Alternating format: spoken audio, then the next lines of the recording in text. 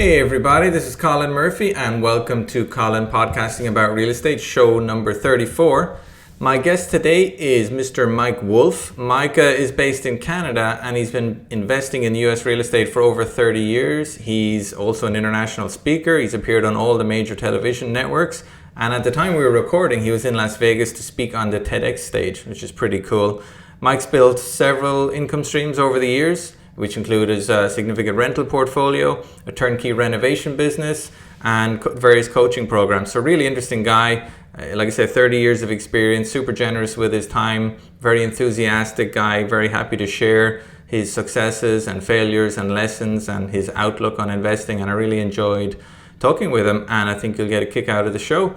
And just before we head on over to Mike, take a quick look at my website. I'm always updating it, colininvestments.com, C-O-L-I-N, investments.com. If you're enjoying this podcast, please do give it a rating or a review. They're super helpful in getting the word out. And if you're on social media, check me out there under Colin Investment or Colin G. Murphy. And if you enjoy my content, please do share that with your contacts as well. I'd really appreciate it. But listen, let's get on over to Mike Wolf. I think you're going to enjoy this conversation. We cover a lot of ground and it's a great chat. Let's check it out. Mike Wolf, how are you doing? Welcome to the show. I'm great. Good to be here. Thanks for having me, Colin. All right, my pleasure. So Mike, you've had an awesome real estate career and you have a great international story as well, helping a lot of people from overseas in Canada, especially research and invest in the US market. But before we dig into all of that, just bring us back to the beginning. Talk to us about, where you grew up, what kind of family you had, were they entrepreneurial, stuff like that.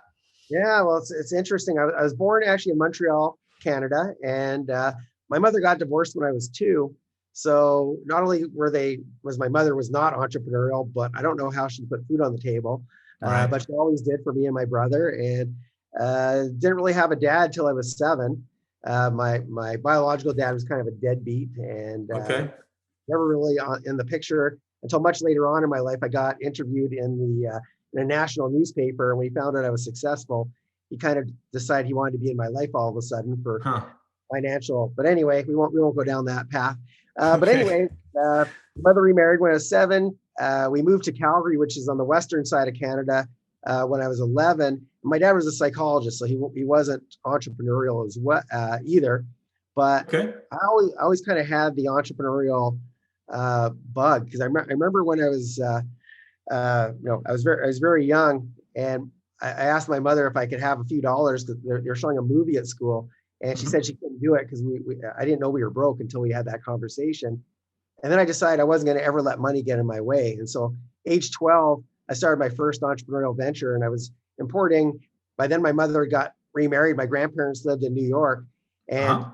Americans, you guys always have way better treats than us than in Canada. So I started importing like bubble yum and gator gum and bubblicious into Canada. I had my grandparents mail it to me. I was selling it at school until I got shut down by the principal. So Oh, I wow. I had this entrepreneurial bug from a young age, but I didn't really have any entrepreneurs really around me. So I just kind of figured it out. I love that. I love that, getting your grandparents to mail you boxes of candy to sell Now to I the didn't want to pay school. the postage for the boxes, so I actually had them just take the gum out of the packages. And a lot of times Uh-huh. they would arrive all like squished, but all my friends at school still bought it. They loved it. We didn't get that in Canada, so that was my first venture. Like I said, until I got shut down, and then I discovered real estate. At in my early to mid 20s, kind of Okay. by mistake. I How'd was that actually happen? Yeah, well, middle of grade 12, I had no idea what I wanted to do with my life. And my parents were always drilling into my mind, doctor, lawyer, doctor, lawyer. That's all I ever heard growing up, is Mm-hmm. be one of those two things. And for anybody who knows me, they know I do not do blood. So doctor was like off the table right from day one. And Mm-hmm. I'd seen some of those shows on TV, and it's like the lawyers, they had the fancy offices. I go, that looks kind of cool. I could do that. So went and got my first degree.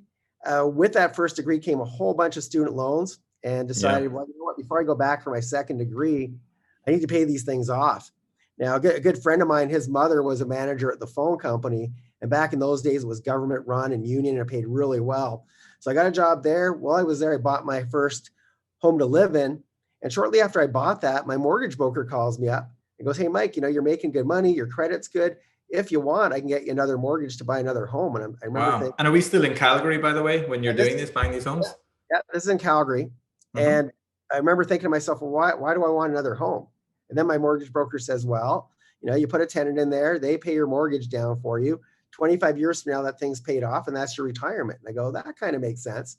Now, I didn't know the first thing about real estate, wasn't on my radar until that conversation.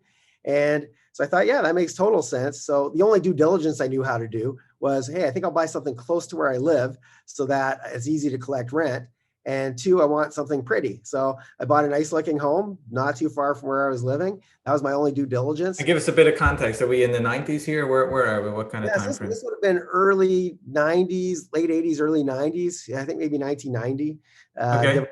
Either way. But so I bought this home, this revenue property, and kept my job at the phone company. And then 2 years later, the market took off. Calgary, for those of you who don't know, is kind of like the Houston of Canada. It's an oil city. And when oil's booming, house prices do well. When oil's in a slump, it does really bad. Anyway, I happened to get really, really lucky with my timing. And 2 years Mm-hmm. later, I remember I was all of a sudden sitting on a big chunk of equity. And I remember thinking to myself, I've made, this much working at the phone company and I don't really love it. And I made this Yep. much in real estate and I don't even know what I'm doing in real estate. And so if I did this by mistake, what would happen if I tried to figure this out and do it on purpose? So then I did what anybody else, any guy would do in their mid-20s. I thought I knew it all. So I promptly quit my job at the phone company, not thinking, hey, now I'm not going to get another mortgage. And I told my parents, I'm not going to live your dream. Your dream is for me to be a lawyer. That's not my dream. And so I told them, and my mother kept saying, you know what, get your degree so you have something to fall back on. I go, I don't need it. I know how to do, I've got this. And I thought I knew everything there was. What were you going to get your next degree in anyway? You had a law degree. What was the other one you wanted? Well, my first degree was actually in psychology because you have to have at the University of Calgary, you have to get a degree in something else first. There is no pre-law. So you had a degree in something else, then you apply to go to law school. So I had my degree. Wow. And then I was going to go and actually get into the law part. And, but at this point I was a know-it-all. I knew everything about real estate because I had this nice big fat paycheck. And I was hooked. I just knew I was going to make it work somehow. But here's what happened. You got to remember that first property, it was just meant to be like a long-term hold. We were talking about 25 years. And all of a sudden now I had no job, no paycheck coming in. And don't do that. If you're a listener, don't quit your job after your first deal. Like keep your job. Agreed. So I wouldn't do that in hindsight, but I did. And the next deal, I managed to lose a lot of what I made on the first deal. And that's because I had no idea the due diligence. You got to remember, the first deal, I didn't really do any due diligence. I just bought something close by that looked nice. And that doesn't, that's great for buy and hold maybe. But if you're all of a sudden needing a paycheck every month or two, that's not going to cut it. If you're flipping homes, that's a whole different ball game. And so I didn't really know what I was doing. Managed to lose a bunch of money because I didn't do the proper due diligence. I didn't get it inspected, like none of that. Had lots of unexpected, really bad surprises. And that was actually, at the time, it was horrible, but it was also the best thing that ever happened to me because it made me much more humble. It turned me from a know-it-all into what I now call a learn-it-all. And even to this day, I still go to a lot of, I still love to learn. I go to a lot of seminars. I'm still always trying to learn new things and new strategies. And that's what I teach my students is don't be a know-it-all because that is going to be the death of you. So anyway, so I became much more humble, much more open to asking for help, mostly because I didn't want to tell my mother she was right and I should have got my second degree to fall back on. I didn't want to tell her she was right. So I had to prove. Did she even know that you were broke or that you were losing money, or were you just trying to cover that up until you made it back? I talked a lot about my successful deal. I didn't really mention the one that went wrong. I kind of my mouth shut on that. And then I got to figure out how to get back in this game because one, I was hooked on it. That first paycheck, even though I was kind of feeling a little defeated, I'd already told my mom that, you're wrong, Mom. I don't need that other degree. I know how to do this. And so I didn't want to tell her she was right. I don't know if I ever really told her she was right to this day. And if she listens to this, she'll find out. But to make a long story short, it was a very humbling experience. And it caused me to go get a mentor. And that was the best thing I ever did. And that's something I should have done before I ventured out to do that, second deal. I should have actually, the time to get the roadmap is before you go on the road. And so So anyway, it was a very humbling lesson that I needed, and it brought me back down to earth and made me Hmm. realize I'm not God's gift to real estate investing. And if it weren't for me getting a mentor right now, we might be talking real estate law, perhaps, but I would not be here as Right. an investor having this conversation with you. That So much I did know. the mentor help you, figure out, obviously a lot of lessons, what not to do? Did you go ahead then and do a bunch of flips or buy additional rentals? What journey Yeah, did you like, have with that mentor? Where did it lead to?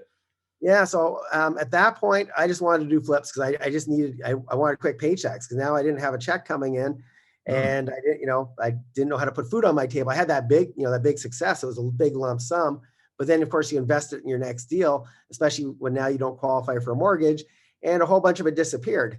So so he showed me how to get joint venture partners that could qualify for mortgages with me, and I learned a lot of stuff. And he basically showed me what not to do, and he also showed me some great strategies, what he was doing. And so I emulated hmm. what he's doing, and got similar results to him. And the rest is history. Now, not every deal, by the way. I mean, it's not like after that everything was perfect. There's definitely been Sure. ups and downs in this industry. If you don't have any downs, that means you're not doing enough deals for sure. But I've definitely had a lot more ups and downs, and I learned how to do the due diligence a lot smarter. And Hmm. the one thing I'll say about myself is that I learned from mistakes. So if I make a mistake, it might cost me some money. Yes. Uh, but after I got the mentor, I made a lot less mistakes, and they were usually a lot cheaper mistakes because I didn't make the big mistakes. I made more minor mistakes. And so what kind of properties were you doing? I mean, can you give us a typical example of what you might buy, what kind of renovation you might do, what kind of profit you might make on it? Yeah, well, I mean, back in those days, I was mostly doing single family. Occasionally, like whatever I could find a good deal on, anything below market value. I also Hmm. learned, because I didn't have, a ton of cash left. I also learned how to wholesale, which that wasn't even on my radar. I didn't know that you could just, put something under contract and assign that to somebody else.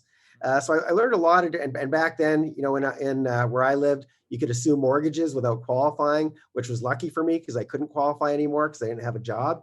So he taught me a lot of things I did not know that were game changers for me, but it was mostly single family homes. And I was looking for, distressed sellers. And, every deal was a little bit different. Sometimes I make 5,000 or 10,000. Sometimes you get a bit more of a home run and make 20 or 30,000.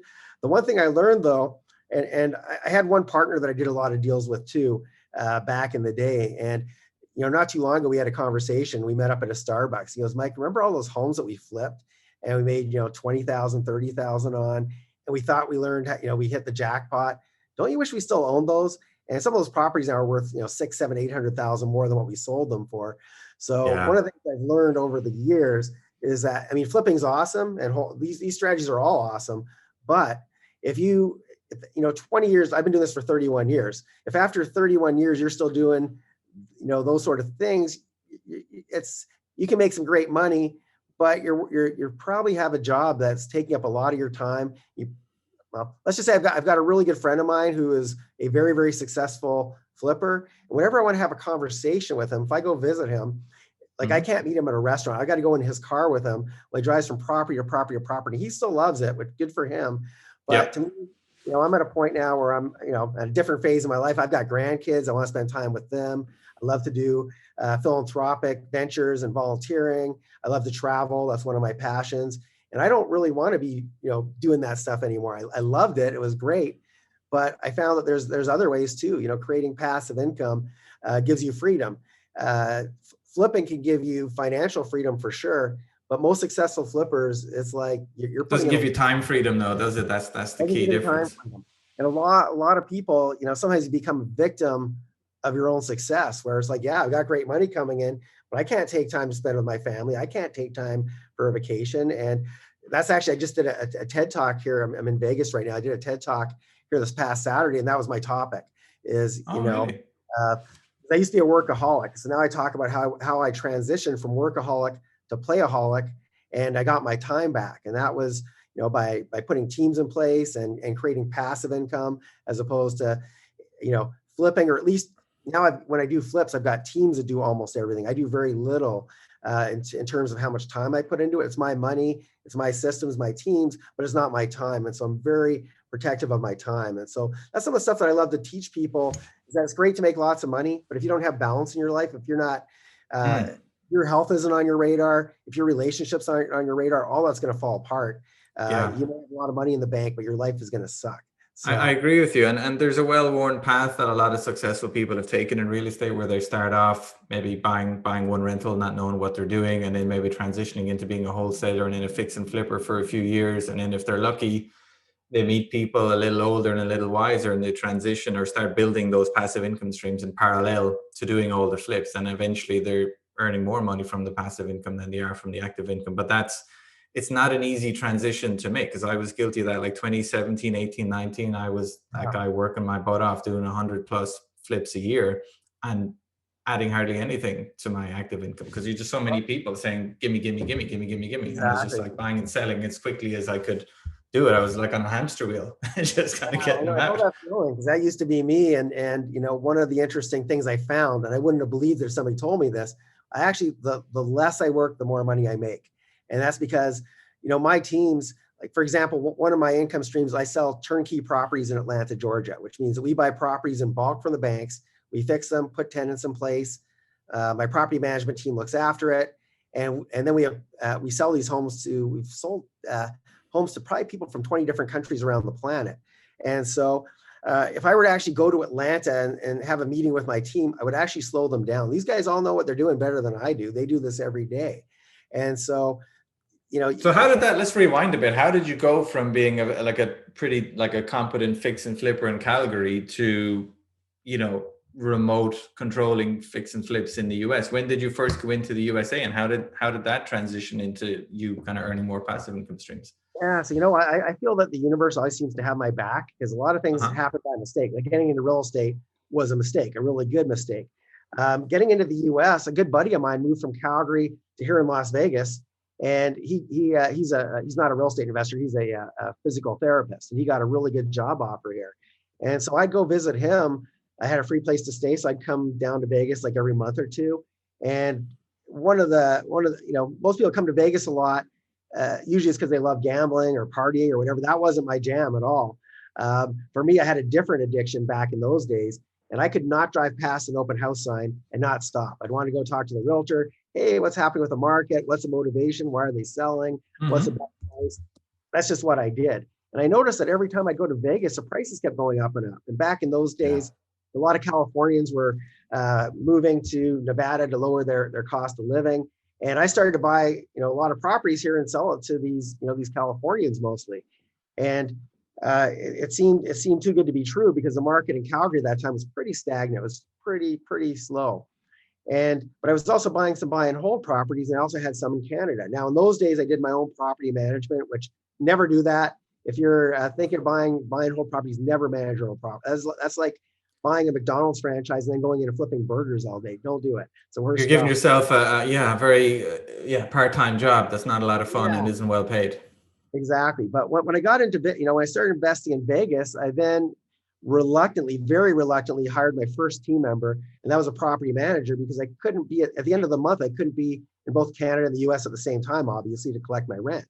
And so when I say reluctant, it's because all of us, every entrepreneur I know is a control freak, including me. I definitely Yeah. was back in those days. Mm-hmm. And we think that nobody can do what we do as well as we can. And so we don't want to, it's kind of like as entrepreneurs, when we create a new venture, that's our baby. And you don't just let anybody touch your baby. So anyway, I very reluctantly hired my first property manager. And I remember in those days, I told them, hey, you're going to manage these properties, but I need to know every little thing that's going on. If somebody's late with rent, I need to know. If an appliance breaks, I need to know.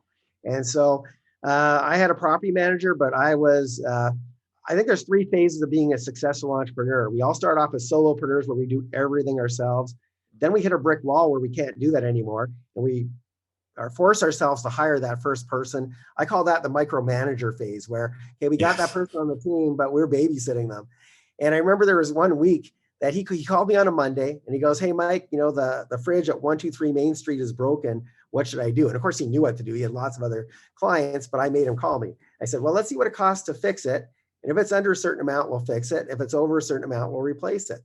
And Uh-huh. then on Thursday, literally 3 days later, he calls me up. This time it was a different house, different appliance, same thing. And I had the exact same conversation with him. And I remember hanging up with him and thinking, am I ever an idiot? Like, I just wasted, 20 minutes, 30 minutes of my time having the exact same repeat of a conversation.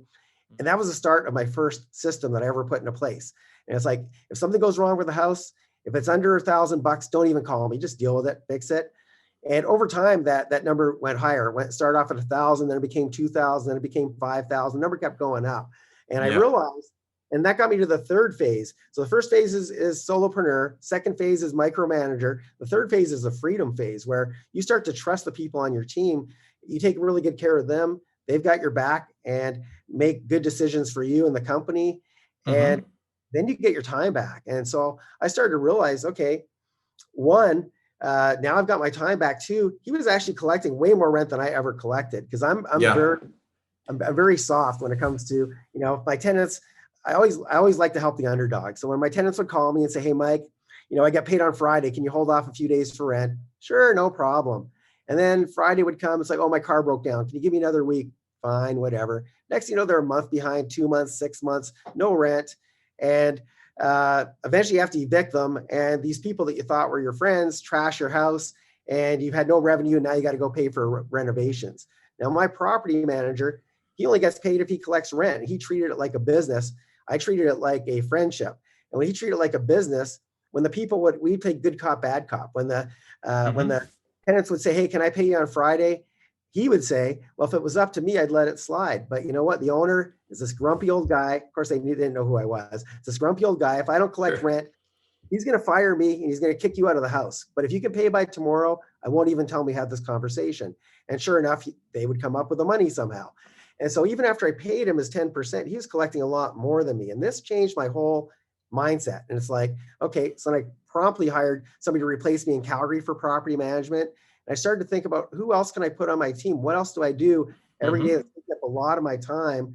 What else can I do that I could replace myself and get my time back? And so I started to do more and more of that. And I found that giving up the control and putting more trust in people, but also, finding people that are trustworthy. You're not just going to put anybody on your team, but finding and how do you keep them motivated as well? Because, people, I agree that giving people, letting them figure out how to do their job is a good thing, but they're going to need like good leadership. They're going to need a lot of clarity of what your vision is, of what it's going to look like. How did you, was that a journey as well?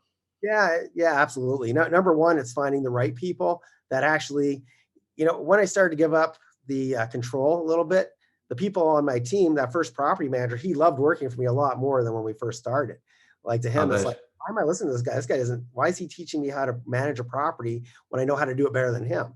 So the one, as you empower people and allow them to make decisions, they're a lot happier. But also, a lot of it has to do with the culture within your company and how you treat people. A great book, by the way, Tony Hsieh, Delivering Happiness. And it's so sad that he died, but he ran Zappos, and it's how you treat the people, make it fun, make them feel like they're part of something bigger than just, instead of being, I fix up homes for this company.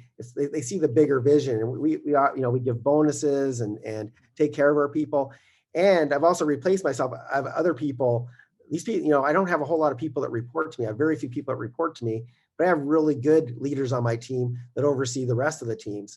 And so I've taken myself out of the equation on that as much as possible too. And so, but I just found that it's kind of, organically, my company. It sounds like you've organically done a whole bunch of stuff vaguely related to real estate. So what does your business look like now? What kind of stuff do you do? Yeah, well, I've got three main revenue streams. My main one that I've been doing for 31 years, I have a portfolio of rental properties, every single one of them managed by not me. And so money comes into my bank account at the end of the month. I don't have to trade my time for it. And I recommend that everybody who's listening, if you want to be a real estate investor, or you are a real estate investor, start, if you're flipping homes, every 2 or 3 flips, put some money aside and buy something to hold. And once you have enough buy and hold properties, you can live off that and create freedom for yourself. So that's number one, is my buy and hold properties. Number two is my turnkey operation in Atlanta that I just spoke about, where we fix up these properties and we sell them to investors. They're already fixed. There's already tenants. My team's already looking after it. And that runs without me too. I mean, I've got people on the ground in Atlanta that deal with that. I don't live in Atlanta. I've never lived in Atlanta, but so Amazing. I invest where it makes the most sense. And that's my favorite market right now. And then my third revenue stream, before COVID, I would do live trainings once or twice a year. And one of the things that I'm most known for is tax liens and deeds. So I would do a training in Houston, Texas, take people there for 4 days, take them to the auction, teach them exactly what you need to do it properly. I'd actually even give them my team. I always teach people how to work smart, not hard. So I'd actually give them access to my teams that go to the auction on their behalf. So I've taught people as far away as Australia how to invest in Texas. They don't have to fly to Texas to invest. They just make a few phone calls to the team, and the team does the work for them. Fantastic. But then COVID hit, and when I went back to Calgary, I usually travel full time. And I went back to Calgary and I actually spent 7 months there, which is kind of my new record, probably for the last 6 years. That's the longest I've been there. When I first got back, it's like I had no flights to catch, no deadlines. So I was just like sleeping in every day and watching Netflix like everybody else. And then Sure. my phone started to ring. As the world started to get locked down, I started to get calls from people like you, a lot of podcasters and radio Uh-huh. shows and summits. And everybody was curious, what's going to happen to real estate? What's going on with the economy? And to make a long story short, I ended up getting talked into doing a year-long coaching program. I've never done that before. I usually do, like I said, 4 days. I hop on a flight, go somewhere tropical, relax. And then 6 months later, I get kind of bored. It's like, hey, I think I'll do another event. Well, this year, I got Awesome. talked into doing a year-long group coaching program and also some 3-day online trainings. And it's been really, really fun. And so this year, I kind of came out of semi-retirement because all my other stuff was passive. And this year, I'm actually trading a little bit of time for money, but I'm having fun with it and getting to inspire people and teach them. And so those are my three revenue streams. The third one's the only one that really requires me.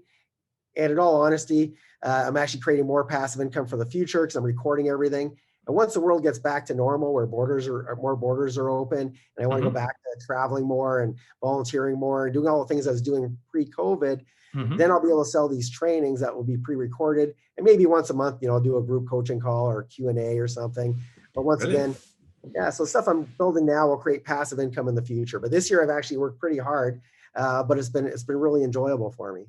That's true, and I like what you're saying about creating the content. It sticks around just as a podcast sticks around. We're recording this in early 2021, but I promise you there'll be people listening into it for months and years to come. That's the beauty about creating content. Let me ask you something that just occurred to me. So you have you have a rental portfolio and it's being managed, and there's a lot of it in Atlanta and others in different places. What's your strategy for that? Is it like a 20% deposit and 80% loan paid down over 30 years, or do you have a certain method you use to pay them down quicker? I'm curious as to how you do that so that it, because if you have them all on 30-year loans, you're getting maybe a couple $100 a door, and you need dozens and dozens of doors to have any meaningful kind of income, or do you have a different way of doing it? Yeah, so I'm going to give you a few different answers to that because Mm.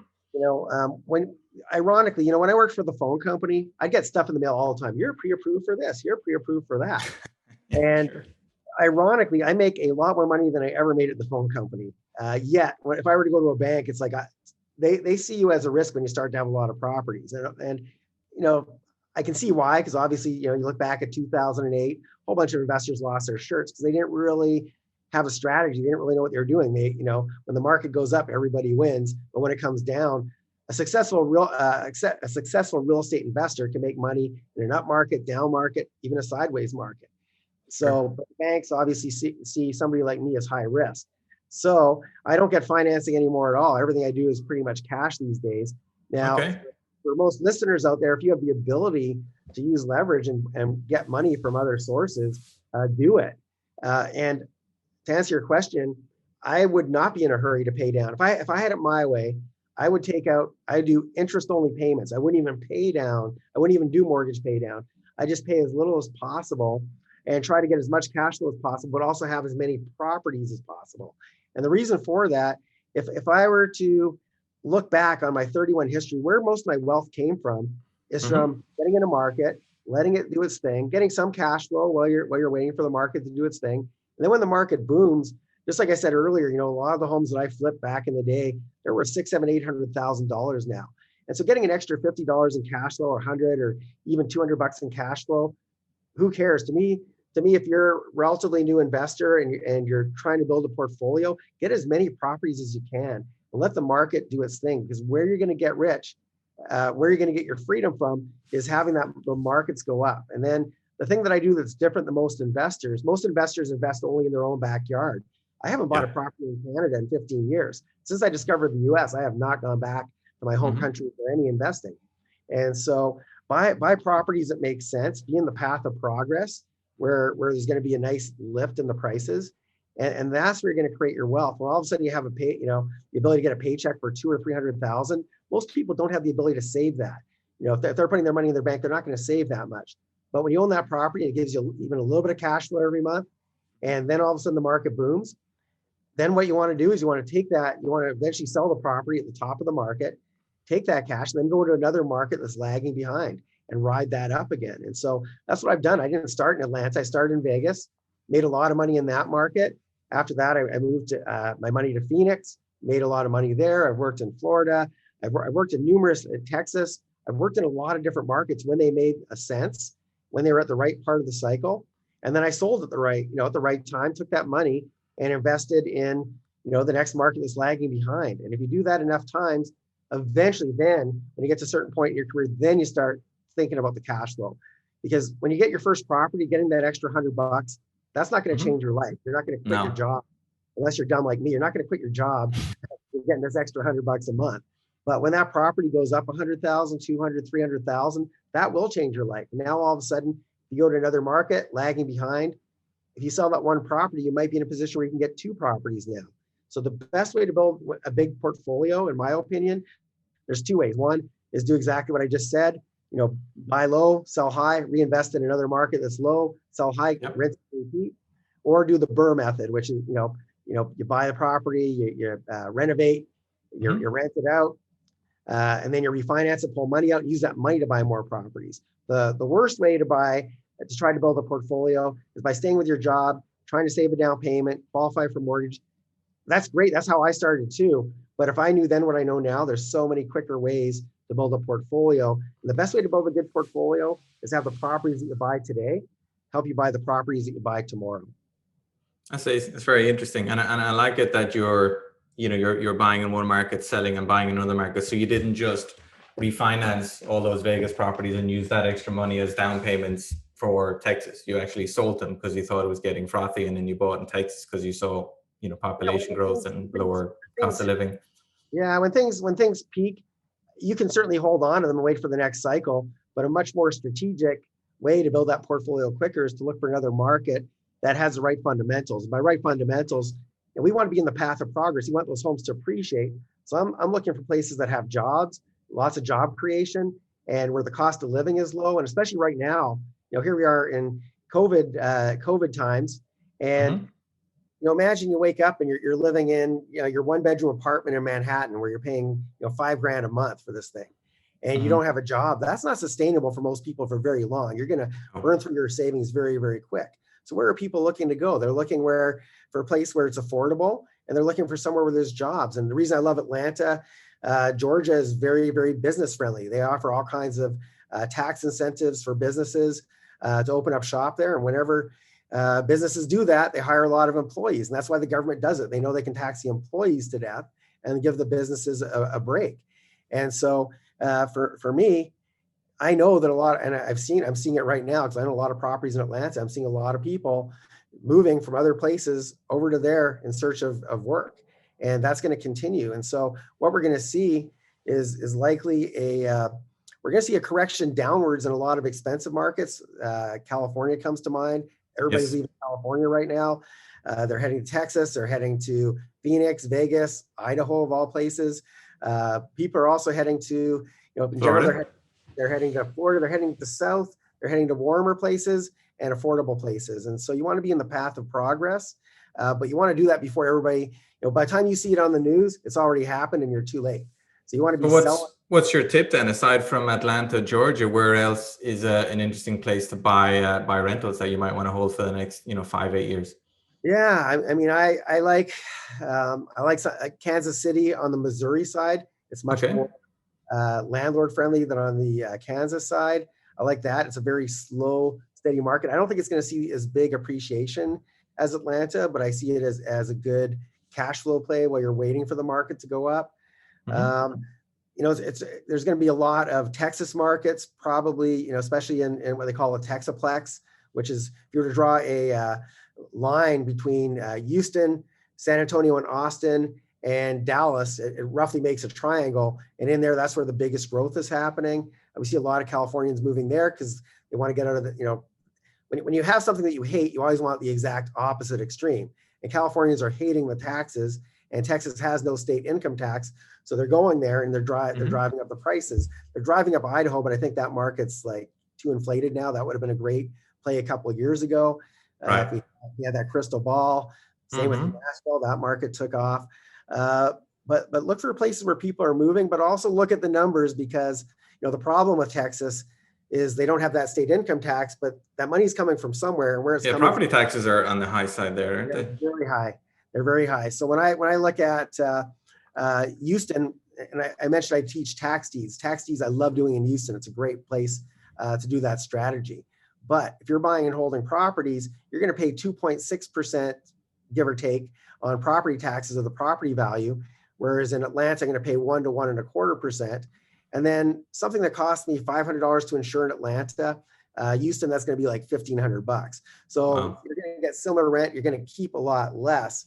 So keep an eye on all the numbers. Don't just say, oh, well, lots of people are moving there, because there will be appreciation, but you also want to have some cash flow while you're holding and waiting for the market to do its thing. So there's obviously other factors as well, but in general, those are some of the markets that I like. Perfect. So let's pivot to where we are now. I mean, COVID's had a really unusual impact on the real estate market, almost a counterintuitive from the kind of panic a lot of people were feeling in March, April. But where we are now, I mean, realistically, is that residential real estate is booming with low inventory and low interest rates. And I don't see how that's going to change during this year. I mean, what do you see panning out with, in terms of how COVID is affecting the real estate market with prices, evictions, foreclosures, opportunities? Where are we going this year and next year? Yeah, well, I personally see a big transition happening later on in the year. And the reason for that is right now, there's a big shortage of properties on the market. Most people don't want other people, walking through their homes, with what's going on. And so there's a big shortage of properties right now. Now, what we're likely to see, and there's also obviously a moratorium on foreclosures, the government's writing stimulus checks. All this stuff is great. I would hate to see, banks foreclosing on people and kicking them out in the streets in the middle of a pandemic. That'd be absolutely horrible. I hate to see that, but that's not going to last forever. We know at some point that's going to stop. And when that stops, we're going to see a whole bunch of pre-foreclosures. We're going to see a lot of people in trouble there. There's, one of my favorite auctions takes place, as I mentioned, in Houston, Texas. Now, that's a tax deed auction. And for those of you who don't know what a tax deed is, when people haven't paid their property taxes in a number of years, the county eventually they need this money. That's what keeps their hospitals open. They pay their police force with it. They keep their schools open. They need that cash. And eventually they put these homes up on the auction block. Now, due to COVID, this auction has been shut down for now like 8 or 9 months. And so we have a backlog. So normally there's these tax deeds that I was just talking about, plus there's bank foreclosures, all happening under the same roof on the first Tuesday of every single month. After 9 months of no properties changing hands, and usually we see like 500 to 1,000 changing hands, you can do the math. That's a lot of homes that are backlogged. Then on top of that, there's all these new foreclosures that would have happened if it weren't for COVID that didn't happen. So you add that to the mix, that's going to be a huge opportunity for people that are trained on how to do the strategy. Now, if you don't know what you're doing, don't go to these auctions, or I guarantee you will lose your shirt. But once you know what you're doing, it's a very, very lucrative strategy. So auctions, anything to do with foreclosure, pre-foreclosure is going to be huge. Buy and hold, and buying and holding in markets that are going to benefit from population increases. There's going to be some big money in that. There's certain things I would not do. I would still look at flips if you can get in and out of the deal relatively quickly, like 60 days or less. Don't do a major rehab. It's going to take you 6 months or 9 months to complete, because the market may look very different. Do you see prices falling? I agree with you that foreclosures could increase dramatically, and there's going to be plenty of people interested in buying those, plenty of investors, small and large. But do you see that driving average prices down? I think unlike 2007, 2008, where it was kind of a blanket, like the whole country was pretty much hit in a negative Yeah. sort of way. I think what's going to happen is we're going to see certain trends, and there's going to be places that are going to benefit from these trends, and they're actually, I believe, going to go up. Those are going to be affordable places like Idaho. Like 5 years ago, if somebody would have said Idaho is going to become a hotbed of real, like I would have never in a million, I would have said like never. That's not going to Yep. happen. Mm-hmm. So, there's certain things that are happening that are, there's certain places that are going to benefit by what's going on right now. So one of the things that we're seeing, people are leaving city centers and they're going to the suburbs because now they found out, hey, I don't have to go to the office anymore. I can work from anywhere. So Mm-hmm. most people would rather raise their family out in the suburbs where you get bigger house, bigger piece of land, the homes are cheaper, cost of living is less, and less traffic, as long as they don't have to do that commute every day. And so we're seeing that trend. We're seeing that in a big way. We're seeing a lot of city centers really taking a hit. So, Yep.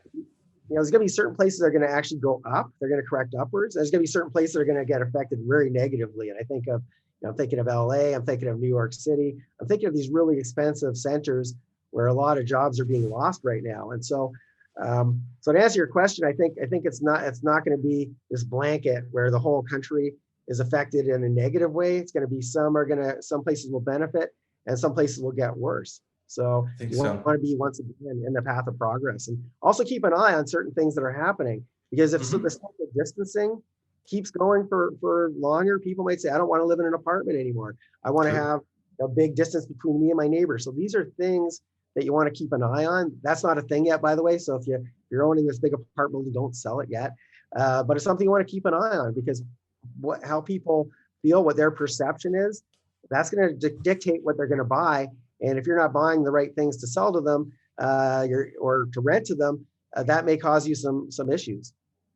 I think so. And look, if I was sitting on, a lot of densely urban apartments or condos or townhomes, I would be inclined to kind of sell them if they're at peak prices, and then use that cash to buy something middle class and suburban and spacious where the population is growing and there's lots of, good kind of white collar jobs being created. I mean, that's probably a sensible strategy that you could implement during the year. You don't do it all at once. It's not a fire sale, but it's, Yeah, if you wait until it's headlines in the newspapers, you've kind of missed your chance to right. do it without getting too stressed about it. Absolutely. And you really, like I said, no matter what you want to do, you want to be in the path of progress. So think about, 2 years ago, if you owned a bunch of office space in Midtown Manhattan, like that's a very enviable position to be in back then. Fast forward right now, that's a very dangerous place to be. And so, you got to look at the trends. People are starting to, companies that were very resistant to having their employees work from home are realizing that, why didn't we do this sooner? Why are we paying for this expensive real estate when we don't have to? And so there's going to be certain things that benefit. I would not be doing, like, most development projects would not appeal to me right now.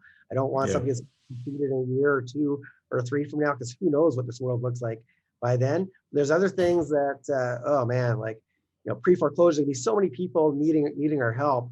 And I don't even like the term real estate investor. I like the term problem solver. And if we can help Mhm. some of people's problems that are running, they're going to be, people have lost their jobs and, they can't afford their properties. If you're able to help people like that, and I used to do that, by the way, in 2007, 2008, I started up a company that I called Foreclosure Fixers.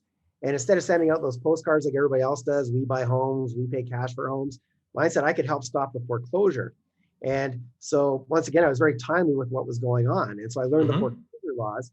And I'd have two different types of people call me on my ads. Group A would be, sometimes bad things happen to good people. They get divorced, they get sick, they lose their job. I can't think of a time in history uh, that would rival what's going on today for more bad things happening to good people. People that Yeah. have never missed a payment in their life, super good with credit. Well, if all of a sudden your job or your business disappears, you can't get blood from a stone. What are you going to do? And so, so anyway, people like that, I would sometimes when they lose their job, for example, well, now they find another job eventually, and maybe they can afford their monthly payments, but they can't afford that lump sum. So for people like that, I would loan them the money for the arrears. They would pay me back in installments, and I'd help them stay in their home.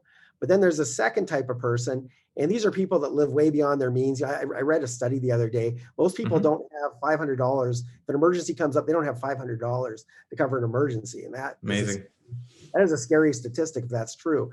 But in Yeah. any case, so there's people that live way beyond their means. And the first thing that goes wrong, even during a boom time, one thing goes wrong, their car breaks down and they're toast because they're living well beyond where they should be. And people like that, I would try to give them what I call a soft landing, meaning that, if they lost their home to the bank, they'd probably be homeless or have to stay, at a relative or friends. So I always make sure that these people had, money for a damage deposit, a couple months rent, money for food. If I had another property that was more affordable for them, I might do a rent to own with them and help them get back into home ownership on something affordable for them. And so I put them in a way better position than where they would have been. And what I found is, I didn't get the home run. I know that I could have taken advantage of them and got an even more smoking deal by not doing that. But if somebody just lost their job, they also worked with 5 or 10 other people that lost their job. And these people would send their friends to me, and I was doing deal after deal after deal after deal. And so do something that is in sync with what's going on for the times. So, and you're all I like your problem solving aspect of it. You're not just saying, how can I make as much money as possible out of this lead? You're saying, what can I do to help this person? Exactly. That makes sense for me as well. Yeah, put that other person first. Always create a win-win, but put that other person first. And sometimes there are a whole bunch of other solutions. Sometimes I say, well, listen, you're going to lose this home's you're in a month from now, you're going to lose this home. There's nothing I can do to stop that. But why don't we fix it up? I'll put up the money to fix it up. We'll do a joint venture together. And when it sells, you'll get some money. I'll get some money. We both win. And they will even save your credit. Who knows? But, so it's a matter of being creative, putting that other person first. And so when you have that mindset, when you're going out there and investing, I've been doing this for 31 years. You will have a lot more longevity. I've seen so many people come and go, and they had their day in the sun. They got that home run, but then they got a bad reputation taking advantage of people. And don't do that. There's more than enough to go around. Things are abundant, but there's going to be a lot of opportunities where people are going to need our help. And one of the things you need to realize is when you help somebody with their finances, that's the tip of the iceberg. We don't see what's below that. If you're helping somebody with their finances, I guarantee you their relationships aren't ticking along that well if they're having money problems. And probably they're stressed, they're depressed, their health isn't doing so well either. I remember when I had my foreclosure fixer business, I had one lady call me up a couple of months after I had helped her. And she said, Mike, I never told you this. The day that I got your marketing materials for foreclosure fixers, I was actually thinking of killing myself that day. Oh my God. Yeah. So you never know the impact you're having. When you help these people, you have no idea what impact you're having. And so be, ethical. That's one of the reasons why I love getting on these shows. I love to teach people. I really love to start a movement of ethical real estate investors out there that are on the front lines, solving problems for other people and creating a win-win. And so there's so much money to go around. And that's really why I love getting my message out there, because I think that's the best way to be. And I really believe in karma. I think when you do the right things, everything just falls into place really easily after that. I think so. I think if you treat people well, they'll treat you well, and that opens up doors that you can't even imagine if you keep doing it for long enough and people see what kind of character you have. And that's a really positive message on. I think that's a really nice note to wind down the conversation on, Mike. There's a lot of wisdom in this podcast. It's one of those I think people can rewind back and get snippets here and there that they can apply in their own real estate investing careers. But I know you do help a lot of people as well that want to learn about real estate investing. So how can people reach out and get in touch with you if they want to do that? Yeah, well, they can. I'm actually going to be doing an online training. So if this comes out before that, it's March 12th to 14th and 2021. And I'm going to be teaching all the top strategies you can be doing right now, even if you have little or no money. And this is going to be the 4th time I've offered it. Now, the first time I did it, which was about 9 months ago or so, 10 months ago, it was $997. And we got amazing feedback and great testimonials. But I had some people saying, hey, listen, I just lost my job. And $997 is a lot of money for me right now. So I've actually reduced it to $97 because my mission is, I'm not getting rich off doing these 3-day events, but my mission is to have, like I said, if I can get a whole bunch of people out there doing ethical problem solving and real estate investing and just creating wins for other people. And also it's a win for you too. You can get paid to do it and still leave somebody in a much better spot. So that's why I do what I do. And so that's going to be March 12th to 14th. It's all online. So you do it from the comfort and safety of your own home. And so I don't know if you want to post a link. What's the website for that? Yeah, so they can go to mikeswealthmastery.com. Okay. And you can also email me info@mikewolfmastery.com. Wolf is just like the animal. And tell me that you saw me on Colin Murphy's show. And All right. I'll take good care of you. Okay, awesome. Well, thank you again, Mike. This has been a lot of fun. I look forward to seeing how you get on in your real estate journey. It's been an amazing one so far, and yeah, I appreciate your attitude to how you work in this industry. Thank you so much for having me, and it's just been great to be here. You're a great interviewer. All right, you take care, buddy. Thanks so much. There you go, folks. That was show 34 with Mr. Mike Wolf. I hope you enjoyed it. I certainly did. I thought he's a really interesting character. He's clearly had a lot of success in life, and he's done it not by being, a natural genius, but he's done it through trial and error and just working through the issues and figuring out what he did wrong and how he can make it better the next time.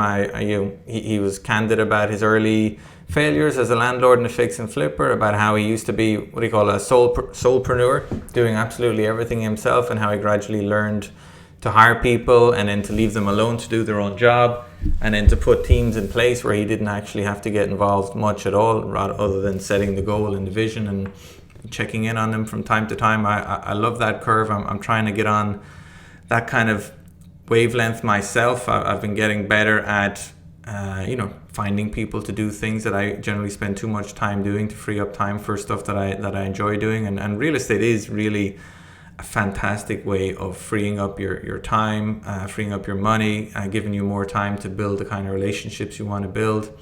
And Mike mentioned a very good book in there called Delivering Happiness. Check that out. I'm also loving a book at the moment called Who Not How by Dan Sullivan. I recommend everybody checks it out. Who Not How by Dan Sullivan. It's really a bit of a game changer for me.